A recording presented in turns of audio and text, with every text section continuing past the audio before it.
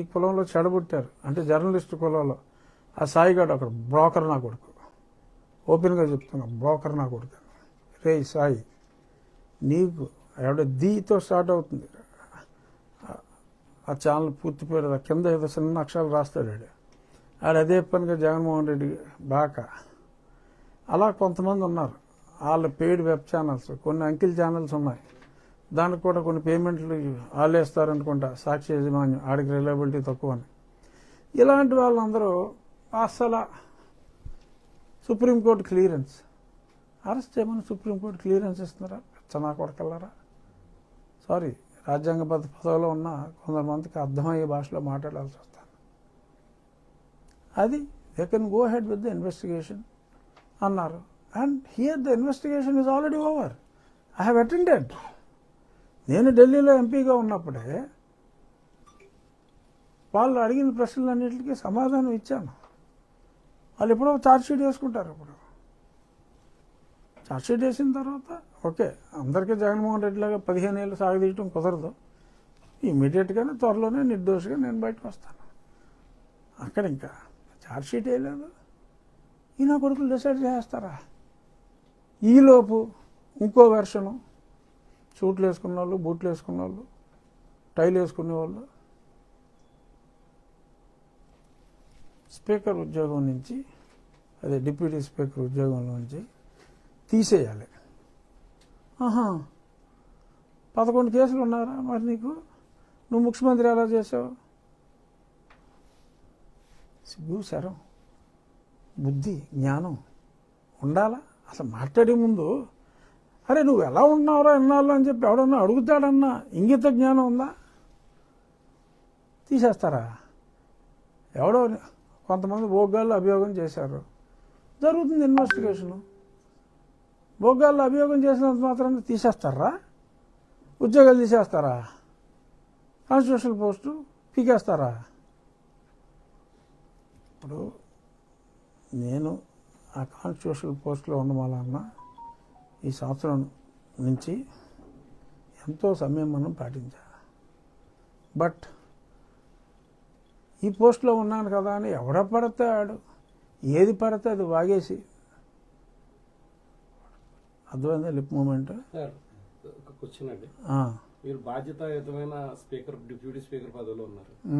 మరి ఉన్నప్పుడు సమాజంలో అందరినీ సమానంగా చూడవలసిన బాధ్యత మీ మీద. చర్చలు ఎందుకు టార్గెట్ చేస్తున్నారు సార్? చర్చలు తీసేస్తున్నారు మీరు. అమ్మ బాబాయ్, అసలు నేను మాట్లాడే టాపిక్ ఏంటి? మీరు అడిగింది ఏంటండి నాని గారు? మీరు మాట్లాడుతున్నారు కదా సార్. ఆగండి అయితే ఒక 2 నిమిషాలు, ఇది తొందరగా ఫినిష్ చేస్తాను, దానికి వద్దాం. సో ఇప్పుడు ఇక్కడ సుప్రీంకోర్టు చెప్పిన దానికి వీళ్ళు వచ్చేటట్టు మాట్లాడేసి మధ్యలో చేతుర్లు మీరు తాగుతూ అదే మంచినీళ్ళు. So jokes enjoyed, fine. కొందరు వ్యక్తుల పేర్లు కూడా మాట్లాడుకోవటం అనవసరం, నేను మాట్లాడను. My attack is only on former chief minister and present MLA of Pulivendula, only limited to his ownership on Sakshi and his dirty writings. దాని వరకు కొందరు నా అభిమానులు డెఫినెట్గా అతనికి మతం సపోర్ట్ ఉండుండొచ్చు. మీరు మతం అన్నారు కాబట్టి గుర్తొచ్చింది నాకు. అతనికి మతం సపోర్ట్ ఉండవచ్చు, నాకు సమాజంలో ఎంతోమంది నాకు సపోర్ట్ ఉన్నారు. వాళ్ళ మనోభావాలు ఏమన్నా ఈ తింగర రాతలు చూసి దెబ్బతింటాయేమో అని చెప్పి బాబు వరి కావద్దు. జరిగింది ఇది, నన్ను నేను డిఫెండ్ చేసుకోగలను, absolutely no issue. I'm fighter. నువ్వు నన్ను చంపాలని చూసినా బయటపడ్డావు అంటారా? సో ఇలాంటి ఉడతూపులకి ఎవడో భయపడ్డావు. మళ్ళీ ఇంకో పబ్లిసిటీ, రఘురామకృష్ణరాజుని ఏకాకి చేసిన పార్టీ. మరి అసలు సంబంధం ఉందా? అసలు ఈ మ్యాటర్ ఏంటి? ఏకాకి చేయటం ఏంటి? అంటే ఏం చేసేయాలి? ఏం చేసేయాలి? పార్టీ రోడ్లు ఎక్కేయాలా?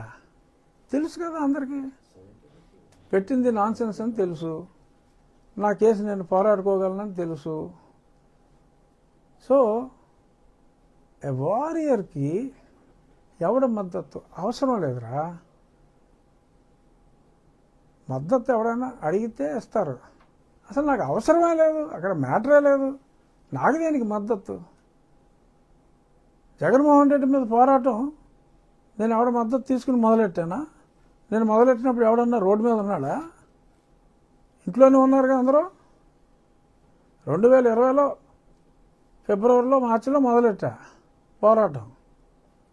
సరే అక్టోబర్లో ఇదిగో ఆజాన్ బాబుతో కేసు వేయించాడని చెప్పాను కదా. ఇంకా అప్పటి నుంచి అటాక్ ఇస్తానే ఉన్నాడు. ఇక్కడ ఎన్ని కేసులు పెట్టాడు నా మీద? ఒకసారి ఊరు వస్తున్నాను అంటే 4 SC ST కేసులు పెట్టాడు నా మీద. ఆ తరకు పోలీస్ స్టేషన్ ఆ బార్డర్లో ఒకటి, ఎవడో కెనడీ అంట నర్సాపురంలో ఒకటి, ఆల్మోస్ట్ ఎస్సీలతోనే క్రిస్టియన్స్తో పెట్టించి, చర్చి చెప్పావు కాబట్టి ఇవన్నీ గుర్తొచ్చినాయి. పెట్టించి ఇక్కడ ఒంట్లో ఒకటి పెట్టి ఎక్కడ పెడితే అక్కడ SC కేసులు అయితే 4 పెట్టారు. SC కేసులు ఏంటి? సరే నేను మళ్ళీ అన్నిటి మీద స్టే తెచ్చుకుని మళ్ళీ వస్తున్నానంటే అక్కడ రంగరాజన్ ఉండేవాడు కదా అప్పుడు మంత్రి, తర్వాత తీసి దొబ్బారు. ఆడే సోడా బుడ్లు పెట్టి సోడాలు ఇసిరేసి కొట్టాలని చెప్పి అంతా స్కెచ్ చేసుకున్నాడు. సరే చూద్దాంలే, అప్పటికి నాకు CRPF వచ్చేసింది అనుకుంటే ఇంకో 4 కేసులు పెట్టాడు ఏదో అరెస్ట్కి. మళ్ళీ ఆ 4 కేసులకి మళ్ళీ కోర్టుకి వెళ్ళి దానికి మళ్ళీ స్టే తెచ్చుకుని ఇంకో 2 నెలలు పట్టింది. మళ్ళీ వస్తానంటే ఇంకో 4 ఎడతాడు. ఈ బ్లేడర్ ఖర్చులు ఎందుకురా నాయన మనకి? అది ఏంటిది హోల్ అది హోల్కి రకరకాల భాష ఉంటుంది. ఆ భాష నేను మాట్లాడకూడదు ఈ పొజిషన్లో. సో అర్థమైన వాడికి అర్థమైన. సో ఎందుకులే అని చెప్పి నేను రావడం కూడా మానేశాను. అంతా పోయించా వాడిని. నాకు వాటిని సపోర్ట్ ఉన్నాడు. అప్పుడు 2 years ఒంటరి పోరాటం చేశా. నాకు ఇప్పుడు నా పార్టీ సపోర్ట్ అవసరమా? నాకెందుకు సపోర్టు? నాకు లేదని మై సన్స్ ఎందుకు బాధపడతారు? దేని బాధపడతారు? రఘురామకృష్ణరాజు ఒంటరి. I feel proud. నాకు నచ్చిదే ఒంటరి పోరాటం. జగన్మోహన్ రెడ్డిని ఓడించాలనే ఏకైక లక్ష్యంతో పోరాడా.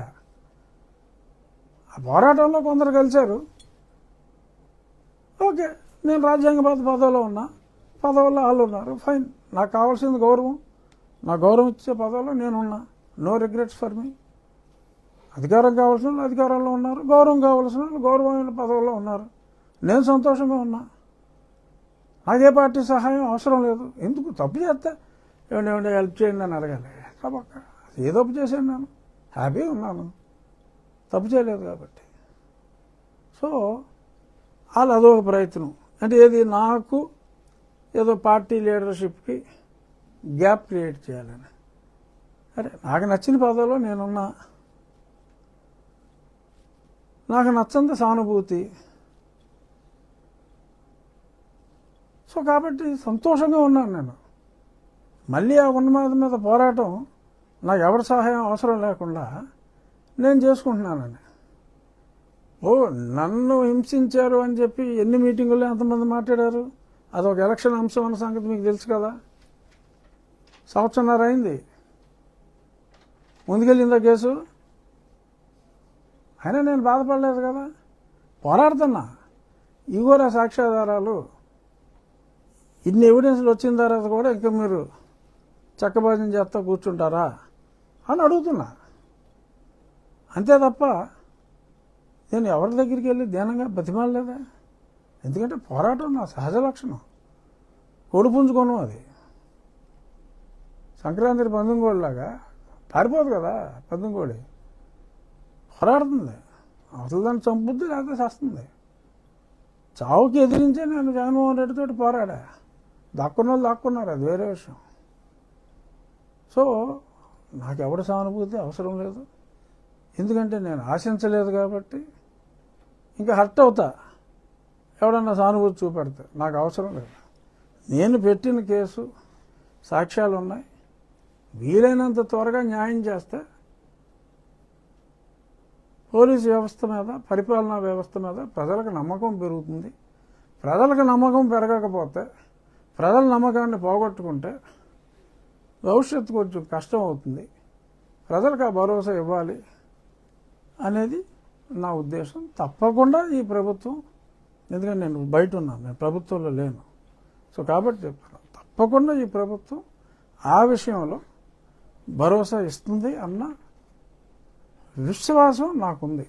పోలీసు ఉన్నతాధికారి ప్రత్యక్షంగా మీడియా ఆయన వీడియో రిలీజ్ చేస్తున్నారు. మరి దాన్ని ఇప్పటి వరకు ప్రభుత్వం అలా రిలీజ్ చేయకూడదని ఆర్డర్ ఇవ్వకుండా సామెతలు ఊరికే రావమ్మా.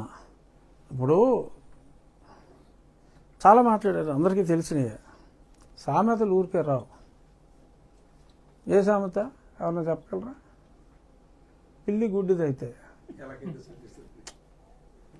ఊహించుకోవా, నువ్వు ఎత్తు చూపెట్టాలటి. సో సామెతలు ఊరికే రావు. డెఫినెట్గా అలాగని చూస్తూ ఊరుకోదు ఏ ప్రభుత్వం. నియంత్రించలేదు కదా సార్ ఇప్పటి వరకు మీ మీద ఆరోపణలు. శిశుపాలుడు 100 తప్పులు చేస్తే గాని శ్రీకృష్ణుడు శిశుపాలుని సంహరించలేదయా. ఎందుకంటే శిశుపాలుడు తల్లికి శ్రీకృష్ణుడు మాటిచ్చాడు, రే 100 తప్పుల వరకు సోకారా అని. అలాగా ఒక్కొక్కడికి ఒక్కొక్క సాచురేషన్ పాయింట్ ఉంటుంది.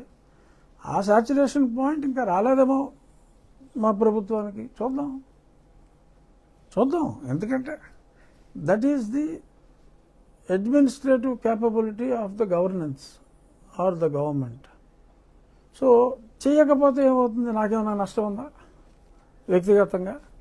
మీ ఇమేజ్ ని బేస్ చేస్తూ మాట్లాడారు కాదు. మరి అత్యున్నత పదవిలో ఉన్నారు, రాష్ట్ర పోలీస్ శాఖ దాన్ని నియంత్రించట్లేదంటే దీన్ని ఎలా తీసుకోవాలండి అసలు మామూలు? ఎగ్జాక్ట్గా భలే ప్రశ్న నాని గారు. మీడియా వాళ్ళందరినీ అడుగుతున్నా. దాని వలన ప్రభుత్వానికి నష్టమా నాకు నష్టమా చెప్పండి? నాకు వ్యక్తిగతంగా ఏమన్నా నష్టం ఉందా? మొరిగే కుక్క మొరుగుతుంది అనుకుంటా ముందుకెళ్తా, నాకేంటి? నా ఇమేజ్గా ఏమన్నా నష్టమా? నేను ఇవాళ ఎక్కడికైనా వెళ్తే ఖచ్చితంగా చెప్పగలను, నాతో ఫోటోలు దిగినంతమంది ఈ రాష్ట్రంలో ఒకళ్ళిద్దరి కన్నా కూడా ఎక్కువ మందితో దిగరు. అంటే రాజకీయ నాయకులు, సినిమాటల్లో చెప్పట్లా. అంత గ్లామర్ ఉంది ప్రజల్లో, భగవంతుడి దయ వలన. దీనివలన సరే పోనీ నాకేదో 1 గ్రాము నష్టం ఉందనుకోండి, మేజర్ నష్టం టన్నుల లెక్కన ఎవరికి? ప్రభుత్వానికి. నాకెందుకు బాధ? నాకు ప్రభుత్వంతో సంబంధం లేదు. నేను ఎక్కడో ఒక గౌరవం ఇచ్చి నన్ను మూలం కూర్చోబెట్టారు. సమావేశాలప్పుడు యాక్టివ్గా ఉంటాం, మా పిటిషన్స్ కమిటీ మీటింగ్ అప్పుడు యాక్టివ్గా ఉంటాం. గౌరవప్రదమైన పోస్ట్ కాబట్టి ఆనందంగా ఉన్నాను. నేను ఎంత ఆనందంగా ఉన్నానో నా ఫేస్ చూస్తేనే తెలుస్తుంది. హ్యాపీగా ఉన్నా. కాన్స్టిట్యున్సీ అభివృద్ధి చేసుకుంటాను.